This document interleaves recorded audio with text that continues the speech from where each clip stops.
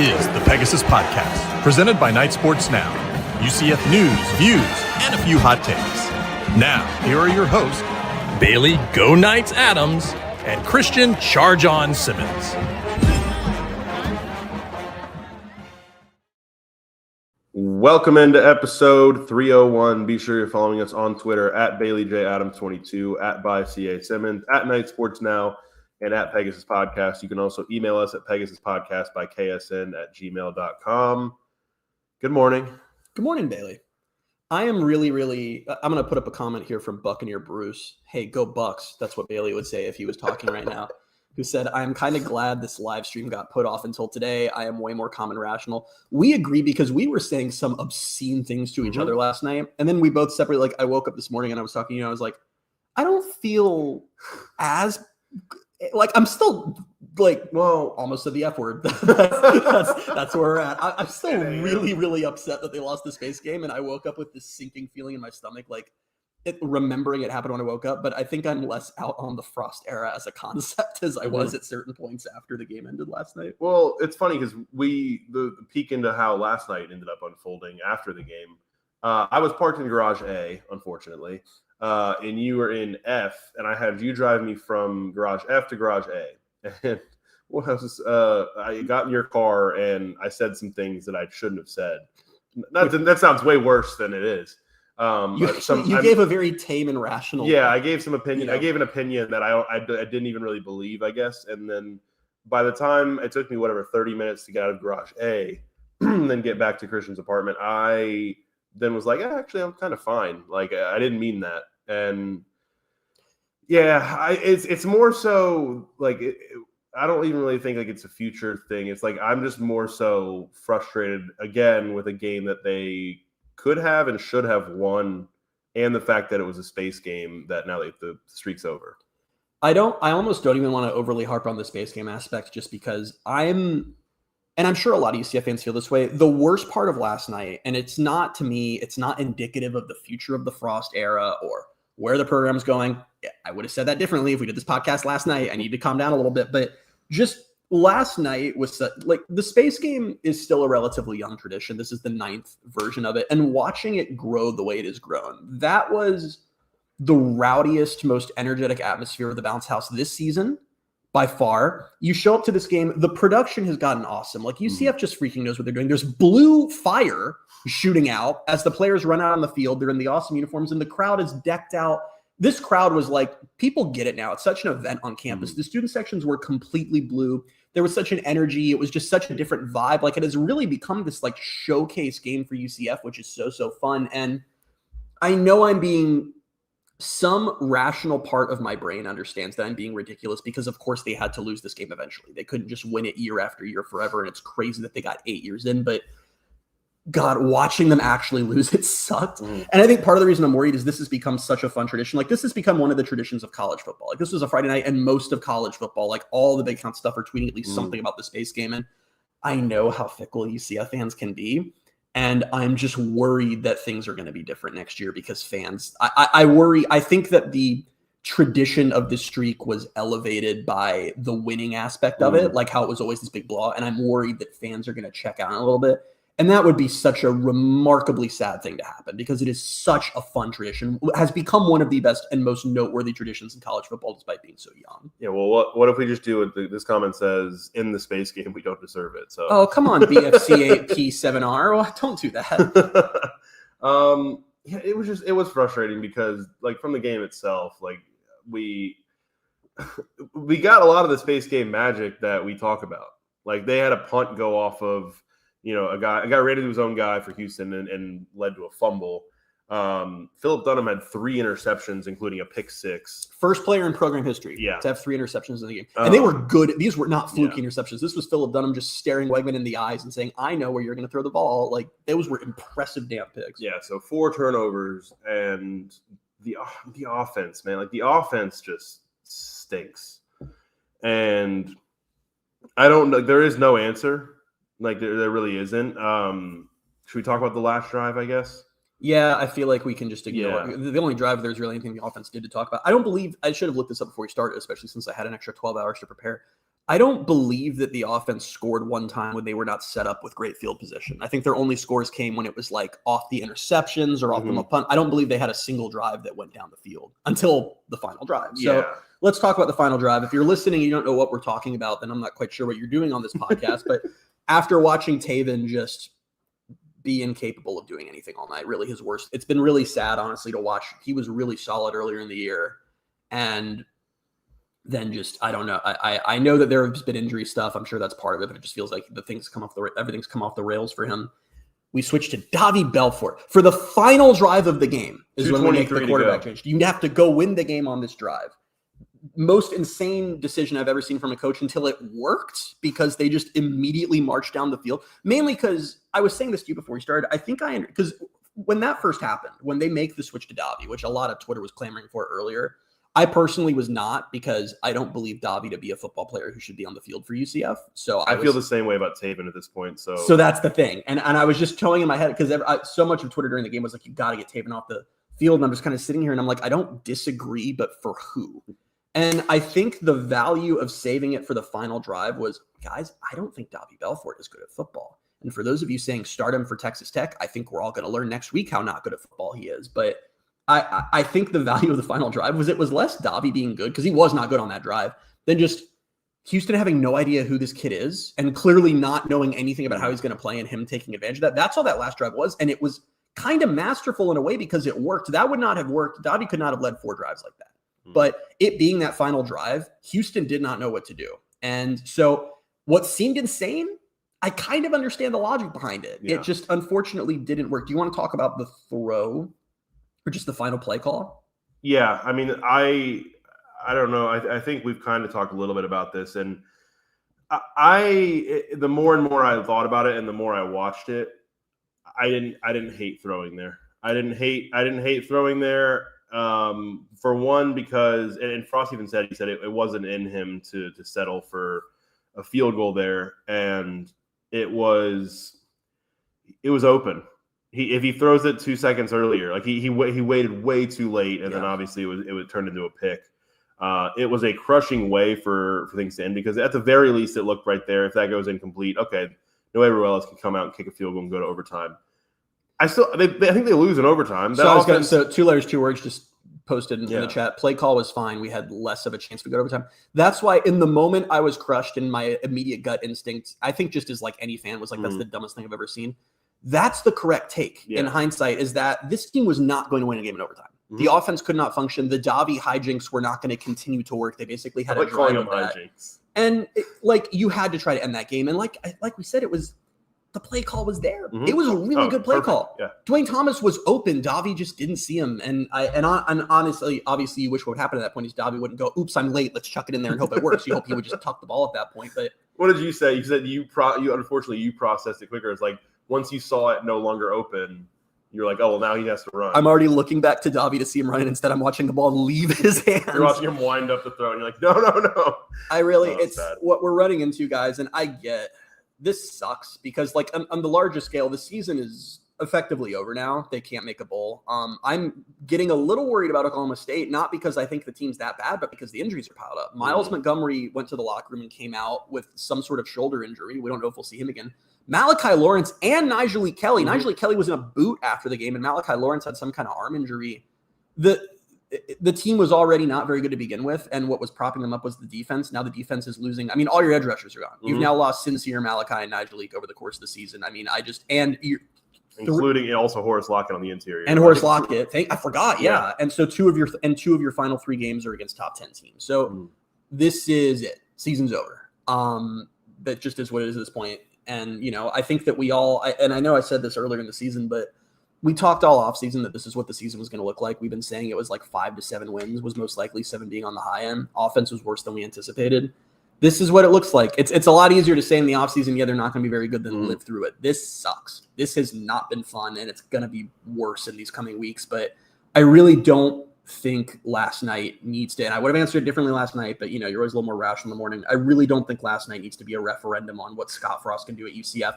They had to build the roster from scratch. The offense isn't good. Frost was also kind of in his bag with play calls last night. There were some really creative, really fun play calls, kind of doing everything he can to try to keep the team in it. But when you have a quarterback who just kind of can't function. I don't, and you have an offensive line that flat out can't function. I don't, as a coach, your options of what to do from a play calling and scheme perspective are pretty freaking limited. There's just not a lot you can do when you have a bad quarterback and a bad offensive line. I don't know what you're supposed to do. I really don't. And I understand it was frustrating because I was getting frustrated at, all right, snap screen or snap bubble, snap, swing pass, whatever it was. The entire offense was horizontal, but they were just trying to get the guy or get the ball to guys in space because that's really all they had right now. Like, the offensive line was not going to hold up in protection. They were playing too high safeties. Like, they were not going to be able to hit some of those deep passes that Taven was hitting earlier in the season. And, I mean, Houston came in with a good game plan. I mean, I know it's probably not that hard to come up with a good game plan against this offense. But, yeah, Frost had the one. It was like over the middle of the field, I think, where they ran some kind of – it wasn't a trick play or anything, but like it was very well designed where they had – just a wide open Dylan Wade over the middle of the field. And it looked like one, I think I'd seen people bring it up before earlier this season, looked like a play that he definitely got when he was with the Rams because the Rams run that exact same play with Tyler Higbee. And I don't know, there was some stuff that I saw him do. And then even that last play, like it was open. It was exactly what they needed. It was thrown a second and a half earlier. UCF wins the game, and we're talking about different podcasts. Yeah, we're on a different podcast. We're talking about 9-0 in space games. We're talking about they just got to beat Oklahoma State to get to a bowl. Now, that being said, if you do want to be mad at the staff, we can talk about his default brings up with the penalties. I don't understand the penalties at this point. I don't understand how that is just what. Well, so the 12-man on the field one is the one he pointed out. I'm also thinking about, all right, you make the decision, go in with Davi on this last drive, crucial drive. You've got good field position after a penalty led to a shorter kickoff and all that. You got a good return. And then Davi trots out there, and before anything even happens, they take a delay of game. First play. Yeah. I still don't understand. I don't understand the logistics of how delay of game happens on the first play of a drive. I think what's also frustrating about the penalties, and first off, the reason it's hard to not pin that on coaching to a degree is that it's not like it's just one guy who has discipline issues who shouldn't be out there. It's everything. We are getting penalties from receivers, from the quarterback, from offensive line. It's all over the place. And I don't know. It's really frustrating that they haven't been able to solve that. It's partially frustrating because a lot of these games that have been close, penalties were very much the difference maker. UCF's first two drives of the second half, they immediately go behind the sticks. And it's just like that, if you put yourself at this offense already is anemic. If you shoot yourself in the foot every single drive, then you're giving yourself the slim chance you have to get something going goes away. Yeah. And I'll have to go back and look at it because I meant to kind of keep track mentally throughout the night, but then forgot.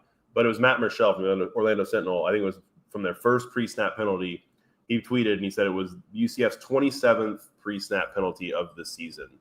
And already, this is their 9th game. Already, this was the first quarter. That was already three pre-snap penalties per game is insane. And I know they had more than just the first one last night. So I don't know what the total is now, but it's a lot. And kind of back to the point you made in 2 letters, 2 words says, think about it like this. If we end with 5 wins, it's what we expected. It's just maddening that we could have easily had 2 more wins. Yeah. I think that's right. I think that's the Kansas game where they come out and the only touchdown they allowed was off of a 1-yard drive.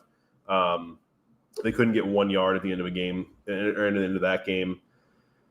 Houston, this game was winnable not because of anything the offense did. It was winnable because Phil Dunham had 3 interceptions. They got short fields all night, and this defense did everything it could. It's a really good defense. And this is also a game where Taven Jackson threw a pick 6. So I mean, they lose 30-27, and 7 of those points come from the offense. A terrible pick 6, by the way. That's the one. And like I said, season's over anyway. It doesn't matter. At this point, just get to 5 wins, which I think you can. For everything that's wrong with UCF, Oklahoma State is like they're 2015 UCF right now, so they should be good. But I think that sorry, go ahead. I'll save the comment, but I'm going to take us in different directions. Okay. Probably. Well, this it's just funny because I had the same thing. Like, a delay game penalty coming out of a 3-minute TV timeout is unacceptable. Like, that's the thing is you're on if you're in the stadium, and you guys, if you're at home, you know how long the commercial break is. But if you're in the stadium, they have the guy come out onto the field with the little board that has the countdown clock until you get back to the game. And that's a great point. I mean, they spent 3 minutes just on the sideline talking, and then you go out and you need another 30 seconds to get set. Like, that's crazy. It can't happen. We also got a message here from Roger Greenberg. Today is my 29th birthday, and I was hoping for a win last night, but I hope we get back on track and win 2 out of 3. Happy birthday, Roger. I'm only 28, so you're basically a senior citizen to me. But just a heads up, your birthday wish will not be coming true. There's no reality on earth where they win 2 of these last 3. Do you want the thing you were asked about earlier about how the UCF couldn't actually sustain a drive? They were all getting short fields. They had one actual drive, I would call it. So the first field goal drive was 10 plays, 36 yards. The first touchdown came on a 4-play, 25-yard drive. That was after the muff punt, I think. And then the one that put them back up 17-14 was a 10-play, 75-yard drive, which seems impossible to even think about for a UCF offense right now. They got Jade Nixon going on that drive a lot. I forget what the other plays on that drive were, but that was the one sustained drive they had all night. Because after that, especially after halftime, they came right out with a chance to go up by, it would have been 10, right?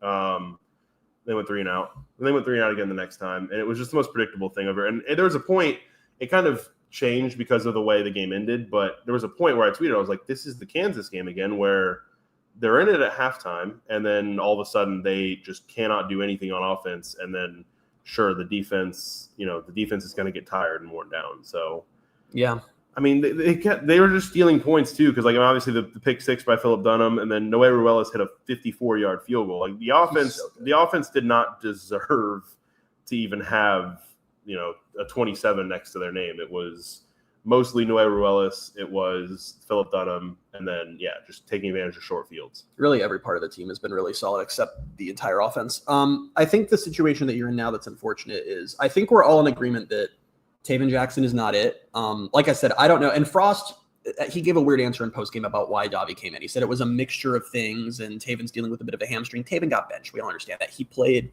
It's been a really unfortunate fall because he was really reliable for a while. And I'm sure he got so banged up with the O-line. I'm sure that's played a role, but he's at the point now where he just can't function. You're going into your next game is on the road at top 10 Texas Tech, one of the best teams in the country. Team trying to not just trying to go to the playoff, but go deep in the playoff. You're in a situation where your starting quarterback is not a quarterback you can have on the field.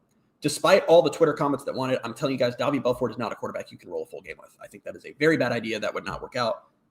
Cam Fancher's out for the rest of his career, I guess, because he was a senior and he has the whole broken rib situation. Mm-hmm. Miles Montgomery is likely out. So is Tavion Swint. So is Stacey Gage. You now have one scholarship running back available, and it's Jade Nixon. It's a good one, but he takes one hit, and that's it. Offensive line is pretty bad. You go over to defense. Both of your star edge rushers are likely out for this game. The D-line's been decimated. Next week is going to be the worst thing you've ever seen in your life. What? Are you going to see it?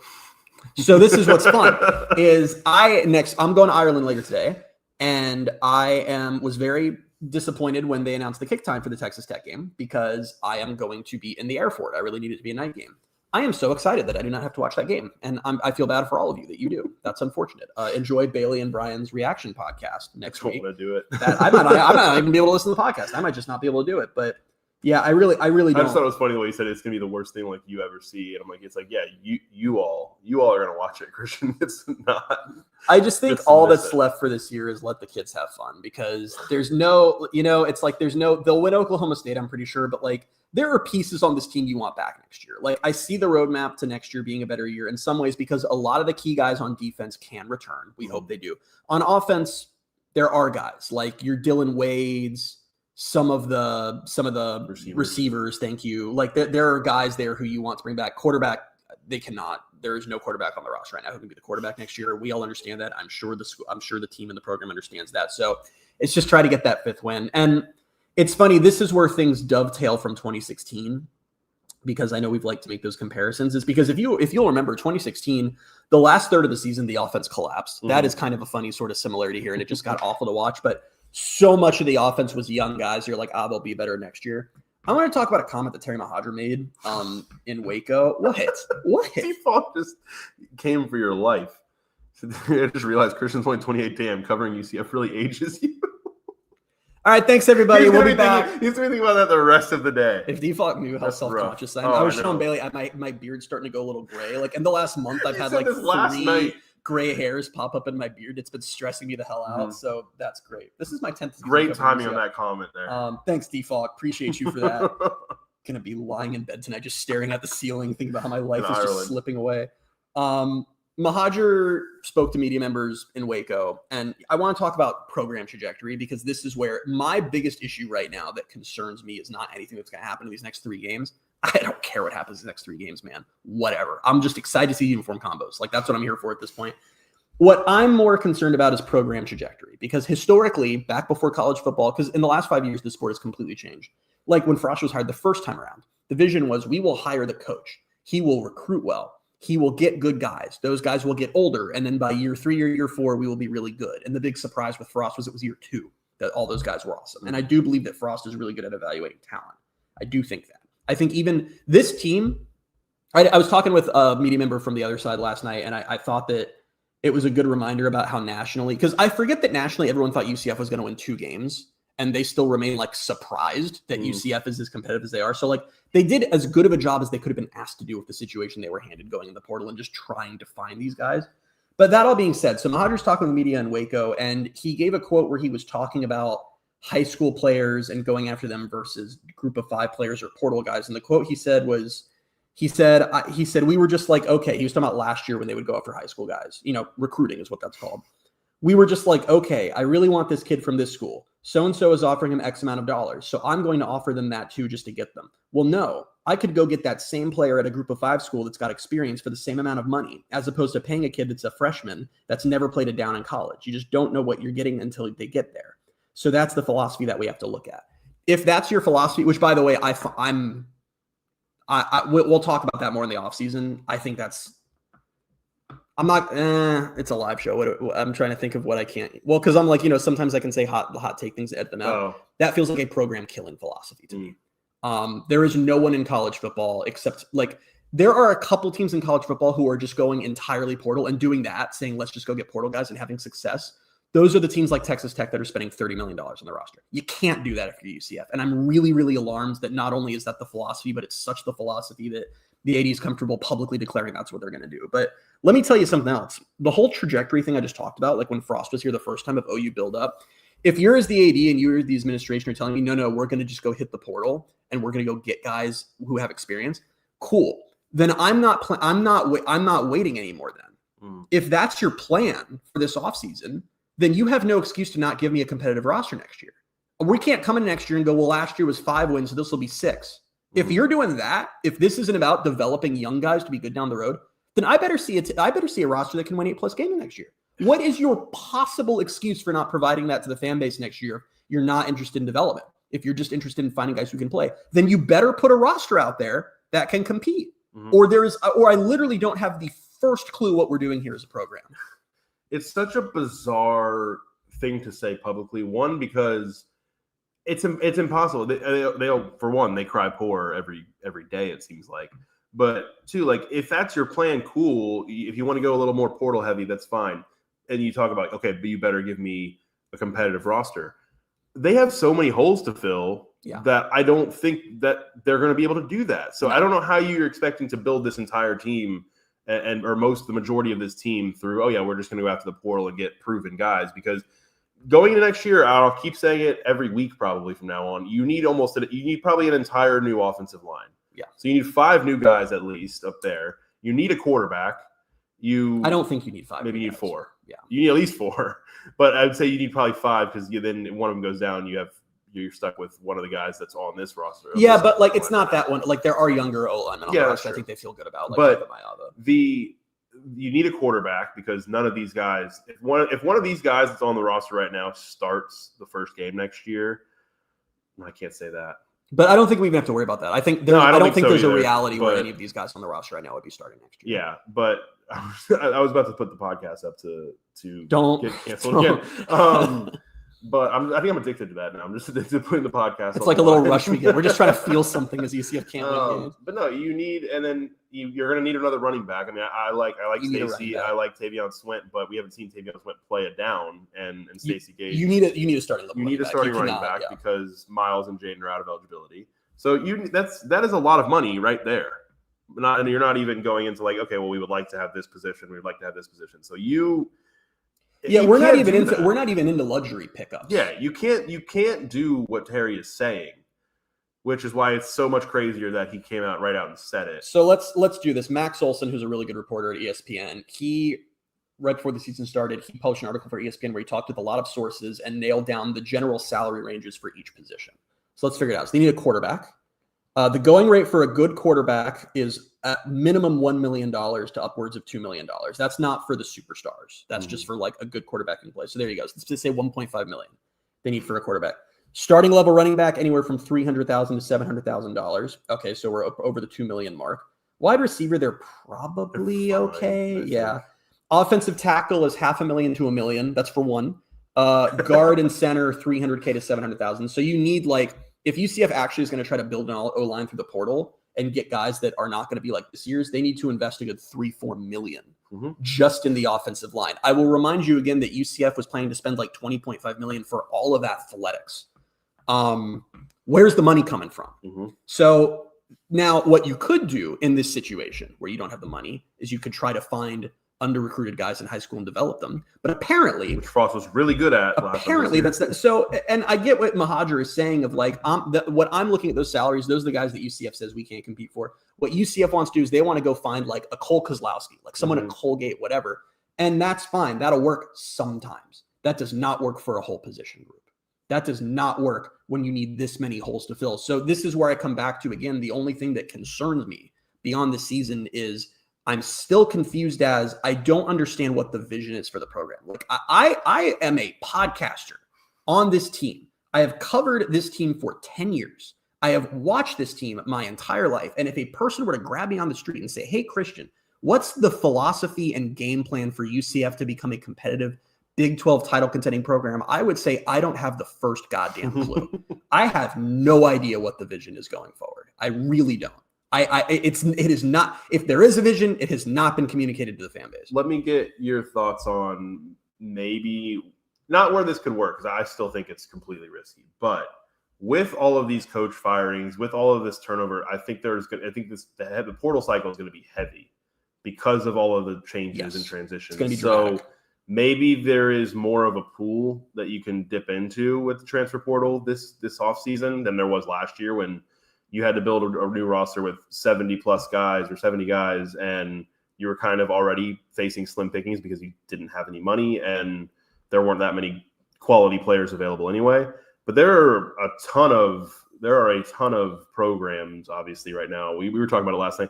We didn't do the podcast last night, and we were still up to like almost 3, I think. We were just talking about the coach openings in college football.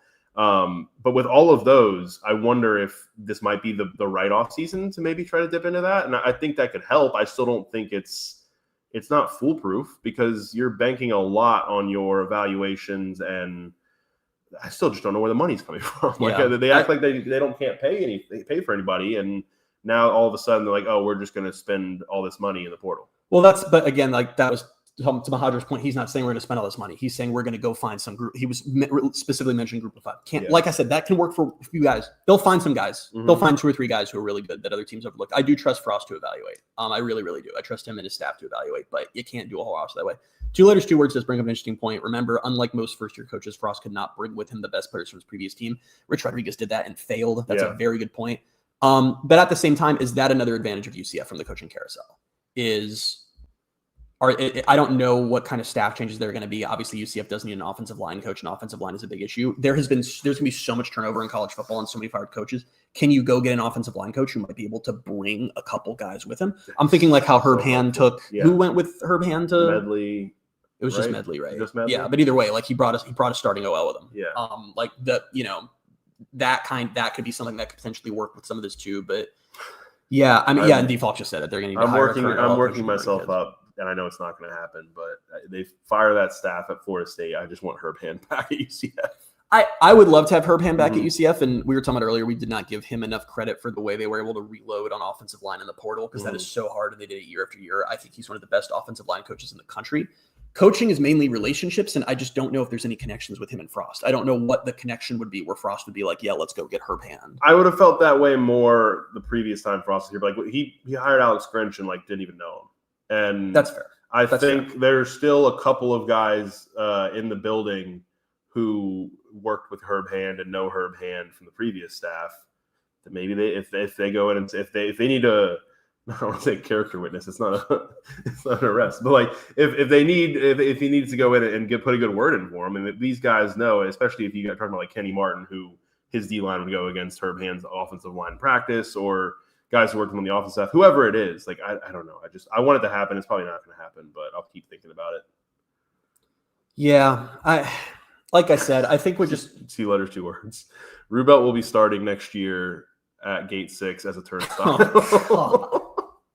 Hey, that's NFL quality offensive lineman Paul Rubelt. Yeah. I really first round pick. Like I said, what really just bothers me is it's just I see a roadmap in my head to how they're solid next year, but I'm not seeing, and I get college football's changed in general, but it's just, okay, so maybe you'll be a little better next year. They can bring back a lot of the defense. They can bring back the good parts of the offense. You supplement that, fine. Maybe you get to 7-8 wins. I'm still not seeing if their plan is every year we're just going to hit the portal super hard. Maybe that's the plan. Is that what UCF is now? Is that there is no trajectory? It's just each offseason we will go hard at the portal, and maybe once every few years that'll work out. Is that what the plan is? We call that UCF men's basketball. I mean, yeah, that kind of is UCF. I mean, that's a completely different situation. Yeah, because you only need 5 or 6, 7 players. That's a lot more doable to do. And MC Gusto says y'all are in fantasy land. I don't even know for what take. I don't know. Okay. I don't know anymore.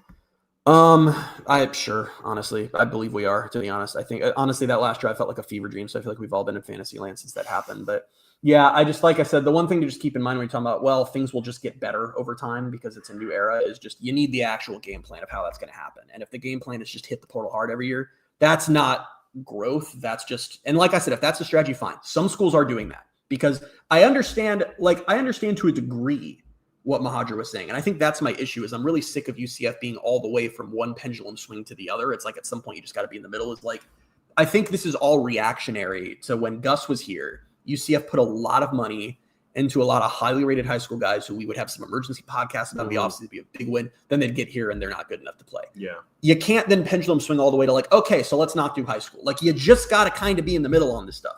I really don't think there is any evidence at this point in time, unless you have Texas Tech money, to say that you can win by ignoring high school and just hitting the portal super hard. I know it's going to be another super portal heavy team, but it's like, I just don't know about the longevity of this program succeeding or having a real trajectory if every offseason is just roll the dice on the portal. And like I said, teams are doing that. That is becoming a strategy. So maybe that's UCF strategy, but I don't know. Yeah. So the thing that scares me about all this is one, how risky it is. So I guess this question kind of comes from that, but if this is the strategy and this is what they're going to do, is Frost the head coach in 3 years? There's a larger question there, is because we still don't really have clarity on how long Mahadra's going to be here, because there was that weird story this offseason where I still want to know which side broke this and who was trying to get leverage on what, where the story comes out that Mahadra has been offered us an extension that he hasn't signed. That broke in like June. It was a 2-year extension. Up until now, nothing has been publicly announced. We don't know if he ever signed that.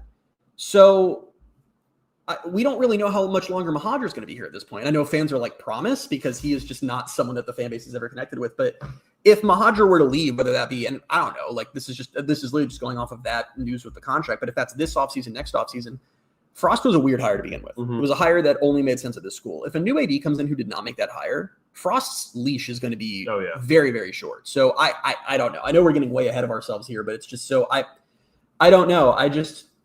I really just wish that we had a better sense of what the roadmap is. And I know that's hard for UCF in this era where it feels like the rules kind of change every year. But there is a very, very small list of teams that have succeeded by hitting the portal hard offseason after offseason, and they've been the teams with money. And even some of the teams with money who do it have failed. Florida State, that was their strategy. It was we're going to do it every year. And they went from 13-0 to 2-10 on that. Ole Miss did it last year. And I mean, I know they were still solid, but they didn't make the playoff like they were supposed to.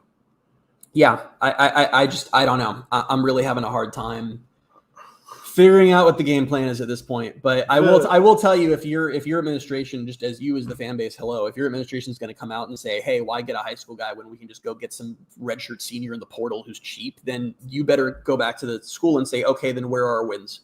Where are the wins? It's six. You can't go from 5-7 to 6-6 if you're not building. That's only acceptable if you're building. If it's just spin the wheel and hope you land, then every season needs to be evaluated for that season. And if next season is not successful, then you need to come in and say, hey, this was a failure, and there need to be potentially consequences for that. That's where we're at. The scary thing about like just all of this, and we've talked about it, and this is more of a bigger picture thing, and it's more just kind of a lamenting where we are thing. And part of it is, the transition of the Big 12 is always going to be difficult in a sense. But in the Alumni Center before the game yesterday, we're talking about this because in there they show the broadcasts from old UCF games. And on one TV they had, or on one screen they had UCF versus North Carolina from earlier this year. Not really a big win by any stretch, but then on the other TV they had the Peach Bowl. And then after the Peach Bowl was over, they went back to the Louisville game in 2013. And we're just getting further and further away from the last time UCF had a consequential win. And I think it was Trey Stroko who said, we're approaching territory. I feel this was very interesting. He said this. We're approaching the territory of where like the time between either the first Fiesta Bowl or appearance or the Peach Bowl and our next, like UCF's next big consequential win is going to start approaching the territory of the distance between the Alabama game. Like they went over Alabama in 2000 and, that big win against Baylor in the Fiesta Bowl. And like, that's a scary thought. Assuming UCF finishes 5-7 this year, which I think is probably the most likely outcome at this point. A student who went to UCF for 4 years, this is their senior year, they will have seen UCF go 24-27 in their time at UCF and not really play any Sounds about right. major games. I can't overstate how damaging that is to the future of this program because the answer to everything is money. And I know we've had this conversation before, and I don't mean to keep hammering it home, but I really need you guys to get this because this is the way of the world. Every year that you have a special year, you convert 10,000 new fans into being lifelong fans. Every year that you do nothing and a student just shows up to UCF and goes, oh, I'm a student here and just watches the football team lose and doesn't get invested.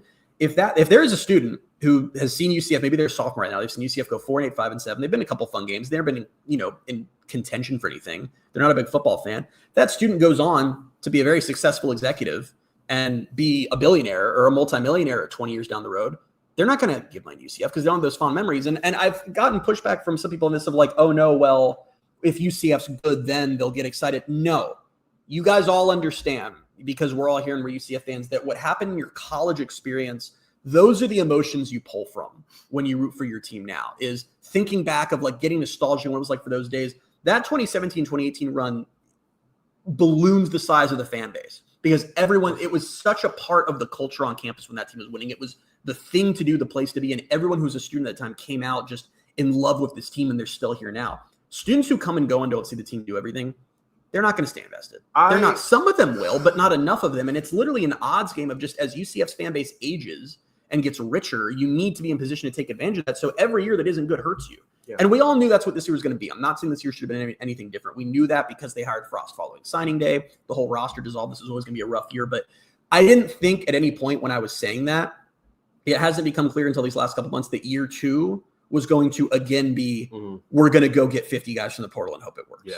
And maybe it does. Maybe it doesn't. Yeah. Well, I've told you this before. I think it was a couple weeks ago, actually. And I don't remember if I ever said it on the podcast, but this podcast doesn't exist if UCF didn't do what they did in 2017 and 18 while we were in college. Like when we started this in 2021, it wasn't like, oh, I'm so excited about – actually, when we started this, they lost a coach a weekend. But it wasn't out of anything from that year. It was coming off a 2020 season in which I was like, I don't want to watch this team anymore. And most of it is my passion for this program and for this school is, yes, I went there, but also I'm a big sports fan. And while I was there, I have all these memories tied to that 25-game win streak. And I think in my brain, sure, and this is a lot of the case for a lot of people who became bigger fans from that era. It's like, there's a reason the fan base is the way it is, and I think there's a lot of people who are spoiled. And I'll admit I was spoiled during that time because that was not the norm. And but I do what I do now, like with the podcast and everything. And it's not like it's a different thing than like saying, oh, if I had multi-million dollars, I would be funding a lot of UCF athletics right now. But that's the case. Like if I had that money right now, because of my experiences as a student and the way things went, I would be very well inclined to spend that money. But if I was a student right now, like you just said, why would you? Why would you, like, at that point, you have no real good memories. I went to a few football games here and there, and, it was fun, but the team sucked. there's no emotional connection there. Yeah, and I feel like you and me are the perfect example of this phenomenon, because I'm not saying I'm already seeing people in the comments who just don't understand what I'm saying, so that's cool. I'm not saying there's no one like that. If that happens, there is not every student in the stands will collectively go, I'm not a fan. There's always going to be people like me who grew up a UCF fan, who is always going to be into this no matter what, because it's just like my life. There's also going to be people like Bailey. It's a numbers game.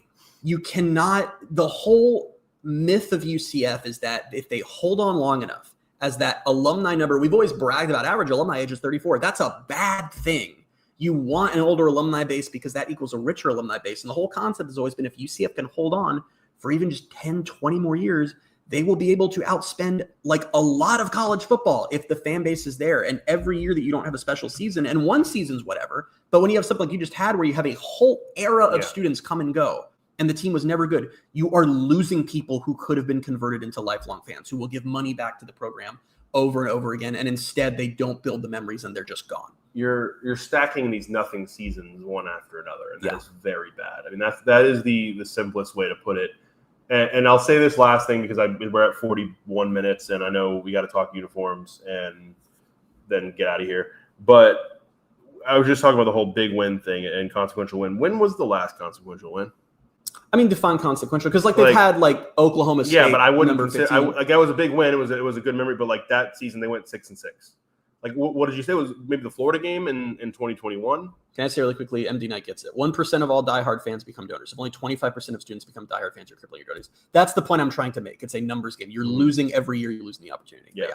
The Florida game, maybe the Gasparilla Bowl, but then it turned into kind of nothing. That was definitely consequent. It ended up in the long term, but it was at the time because that did a lot for brand building for recruiting. I'd agree that was probably. So that was the last one. That was 4 years ago. Yeah, but I mean, I think that there's also we're fighting a problem on two sides in a lot of ways. I like how I said to you before on this podcast, I was like, let's make sure this isn't like an hour. Well, we're not going an hour yet, so if you hurry up. I'm about to filibuster for the next 19 minutes. We're fighting a problem from two sides. The one side is that UCF has not been good enough these last few years. This Big 12 transition has been worse than we anticipated. And you understand why. It's not like they're just treading water and being bad. It's like Gus era fell apart. They had to start over. This year was always going to be that. But that's the problem from one side. The problem for the other side is that UCF is never going to do what they did in the AAC and the Big 12. Mm-hmm. And I really need fans to get there sooner because it freaks me out a little bit to wonder, I don't know, guys. And that's a college football thing in general. We talk about teams don't really go undefeated that often in college football anymore. NIL and the portal and the new conference formations have just really evened out the talent. Ohio State won the national championship last year with 2 losses. That would have been 3-4 years ago. That would have been how is that possible? Now it's that's probably what it's going to be most years. So it's understanding, I still think UCF firing on all cylinders, the money is there. I think their ceiling is one special season every 3-4 years. I think that's the ceiling for pretty much every Big 12 team. Even Texas Tech, I'm not convinced they can just do this year after year with all their money. We don't even know they play a game an hour. We'll see if they can even win this game, or else that's going to hurt their season. So it's just, we're fighting the problem from two sides of UCF should be a lot better than they are, but also the better that fans are expecting is probably not attainable. So it's just this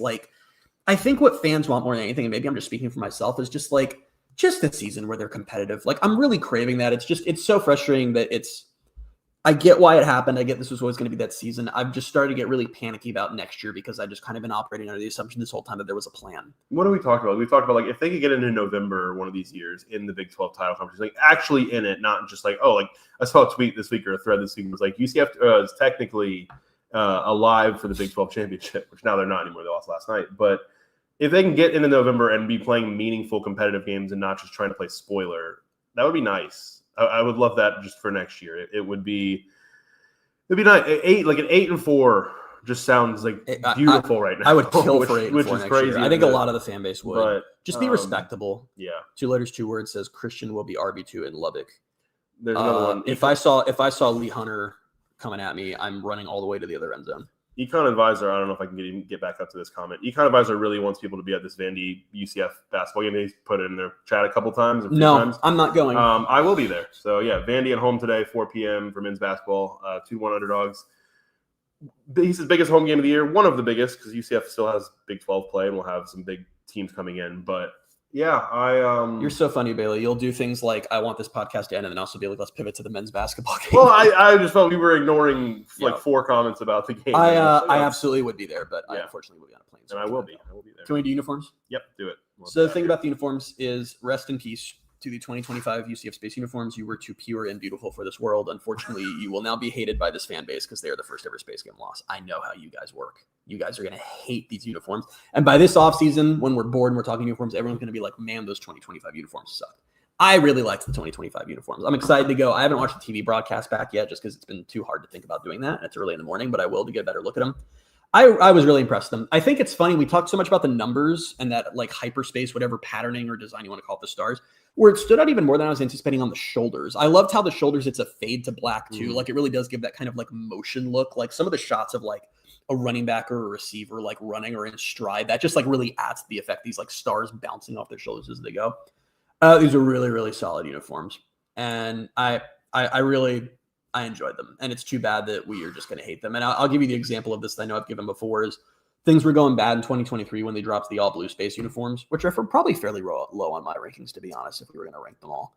Yeah, I need to go back and actually kind of do that. And everyone hated them, like was just like, these suck because UCF is in the middle of losing. Then they went and beat Oklahoma State, and now like I feel like a third of UCF fans, that's like their favorite Space uniform, which to me, objectively, those are just not the best Space uniforms. They were definitely good shock value uniforms of the blue, but I think some other ones have been a lot stronger. But yeah, I really, really enjoy these uniforms. And unfortunately, people are going to absolutely hate them forever. I also one more thing really quickly. Yeah. The stack UCF decal, when they dropped them, I was a little worried about how that was going to come up because it was just that darkish gray on black. Actually popped really nicely under the lights. I was kind of surprised by that.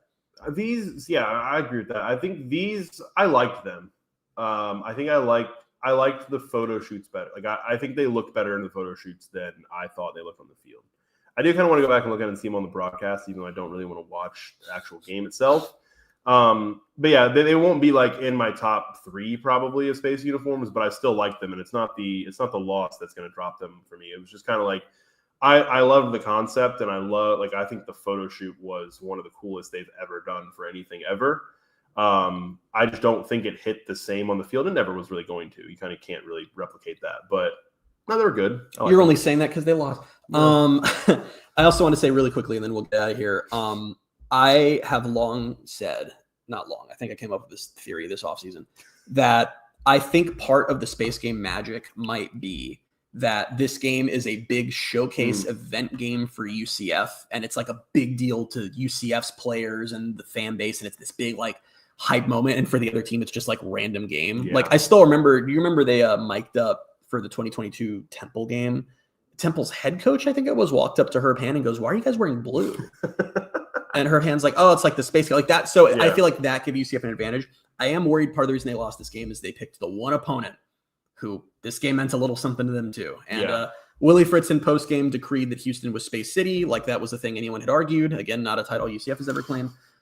He just kept getting indignant. I've never seen someone so indignant about something that has nothing to do with them. Like he would just kept being like, "Well, we're Space City." Yeah, we never said you weren't. Never said you weren't. Like, cool. He said that they actually brought people in to show the team videos of Houston's ties to NASA this week to get them in for the game. So I fear that the Space Game magic may have been hurt by the fact that they picked the one team that also had something to say about it.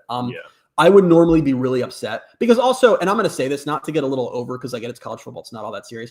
I actually truly think it was a really genuinely pretty not okay thing for Willie Fritz to take that stance, not to get overly serious about it, but like space does have a lot of meaning to UCF, and the university was built for that purpose to help support the space program. It was Space U, that was the name of the school, and it is still very, very involved in space today, whether you look at the Hyperspace Center or Exolith Labs, how they're building, they're designing moon dirt and Mars soil on campus. I mean, it is so ingrained in the identity of the program from the names of the streets on campus, and to come in as another coach and just try to basically just like, I don't want to curse. I don't know how to say, like, I don't have a word to like, that's not a curse word I can use there. Downplay. Just really, not just downplay that, basically saying, no, you're wrong, blah, blah, blah. It's like, dude, like, give me a break. This isn't some like, I don't understand why UCF always gets pegged like they're stealing space from someone like Houston who does not have the ties that UCF has. But all this being said, I'm okay with him doing that. And I would be a lot more upset about it if there were any Houston fans to hear it. Houston does not have fans. So I saw nothing on social media from them all week of this game. Yeah. So that's why I always love, because I think it's calculated. Some of those comments, I think the Big 12 and even potentially one or two of these administrations involved have not been quiet about maybe wanting this to be more of a rivalry and playing up the space rivalry, which I think is a huge mistake. It's never going to be a thing because just UCF and Houston, there's just no bad blood there. They're not like UCF fans and Cincinnati fans, and I hate to say this, but part of the reason they hate each other so much is because they share a lot of similarities. UCF fans exist and Houston fans don't. So that's like an immediate hard stop to this ever becoming a rivalry. You said this to me last night. It's like Fritz said those things and basically said them in an echo chamber because – and I said that earlier this week because whatever, Houston put out something in their game notes and I was like, this probably goes so hard if you're one of their 17 fans. Because, I mean, and then I think it was I know we had the tweet of the week this week was Barstool UCF, but there's almost a bit of a rebound. Yesterday was like, oh, the Houston fans traveled out in numbers for this game. There's almost a dozen here. Like there was, listen, every game there are opposing fans in the stadium. There were so few Houston fans last night. I mean, it is like the fewest traveling fans of the season other than literally North Carolina A&T. There were more Jacksonville State fans. Yeah, where I was sitting yesterday, I was sitting with our friend of the program, JP Gilbert and his family. And where we were sitting, the Houston, I realized, I guess this only it struck me yesterday was that they moved the visiting fan section now, where it's like almost like in the corner of I guess that's the south end zone, I think. Yes. But I don't know. And part of it was because UCF went up like 10-0. But at one point there were some cheers from above us, and we were like, oh, like there's some Houston fans here. There were not a lot, but like it would have been a lot more annoying, being in that section right underneath the visiting fans if there were a lot of them, or if they were, I don't know, any kind of like presence. It was just kind of like, oh yeah, there's some people here. I don't know. It's weird because I think like that is they're doing really well as a football program as far as like I think Fritz is a great coach. Aside of him being really mean to UCF, they're 8-2 now. I think. Yeah, they're 8-2. He's turned them around. He's a fantastic coach. Their basketball program's obviously ridiculously good. And they have more fans when it comes to basketball, but it's just so weird that a school now in the Big 12 in Texas, like they were ranked last week and they had an empty end zone. Like it was just great. It was crazy. No, I genuinely don't. And I think it's unfortunate because honestly, I don't know if you remember, but 52 minutes. But yeah, I know, whatever. We'll just get to an hour at this point. Not really. We'll wrap it up in a second. But I mean, I do think that I don't know if many people remember because things happen and people just forget. I feel like one thing that really bothers me that everyone does is everyone takes what happened and forgets what almost happened. Houston was a surprise addition to the Big 12. From the moment Texas and Oklahoma left, the one team that everyone said will not get added was Houston because Houston had a really bad relationship with the Big 12 at that point. And the idea, and remember, The Athletic reported like a month before things were finalized that the Big 12 was trending towards adding UCF, Cincinnati, BYU, and Boise State. That those were The Athletic reported that. And then Houston did a little bit of political maneuvering behind the scenes. There were some like little backroom meetings where they smooth things over, and then it gets announced, and actually it's Houston. They're doing good on the field. So if you're from the Big 12, you're happy from that perspective, but it does suck that this is a Power 4 conference, one fighting to kind of like establish its place in college football and doing well in a lot of ways. Like this year, they've overtaken the ACC. They're probably going to get 2 teams in the playoff. 3 Big 12 teams are ranked ahead of any of the highest ranked ACC team in the college football playoff rankings. And then you got Houston, who's 8-2. And they've been worth it for basketball, but it's so shocking when they were top 25 team last week and there's no one at their games. It's embarrassing in the conference. Yeah, it's bad. So congrats on beating a UCF team that put their roster together in 5 seconds this offseason because they had no choice. But yeah, I'm going to think more about, and probably I'm going to look into a little more about like what the actual direction is for this program at this point. Because I do think that's the conversation I'm more interested in having over these final few games. Because like, what are we going to say about Texas Tech next week? Hey, UCF has to go play a game on this bad team with even more injuries against one of the best teams in the country. Like, I think it's more interesting at this point of the season to talk about what comes next and what the plan is. And if that plan is really just throw darts at the portal, then I'm worried, but we'll see. Yeah, I agree. All right. I mean, is there anything else? I mean, we've gotten to a lot. We've talked a lot more, I think, trajectory and long-term plans than the game itself, but it's kind of what the more measured morning after podcast was going to be. I think all this season is more or less what we thought it would be. Go get the win at Oklahoma State. You were 5-2 at home this year, which, given what a lot of people nationally thought this team was going to be, fine. Yeah. All right. I'm tired. I don't know. That is a good point, actually, for MD Night 2016. Positive spin. No bowl gives Scott Frost and the staff time to actually recruit the portal this cycle, which is well, it is a good point. You're the one who were like, we're not going an hour. We're trying to end the podcast. Yeah, I know, but the comment I section. don't know. Like, what else can we I'm looking talk at it, about? and that's smart. And also, we're not going to add another year on the Frost contract, which is another big thing. Oh my God, that's right. Yeah. All right. Yeah, we'll get out of here before we continue to go into 2 hours into the noon kickoff and all that for everybody else. We will be back this week with another episode, with episode 302. Until then, you can find us on Twitter at BaileyJAdams22, at ByCA Simmons, at Night Sports Now, and at Pegasus Podcast. Thank you guys so much for being with us on this breakfast edition of our live post-game show, and we'll talk to you soon. Bye, everybody.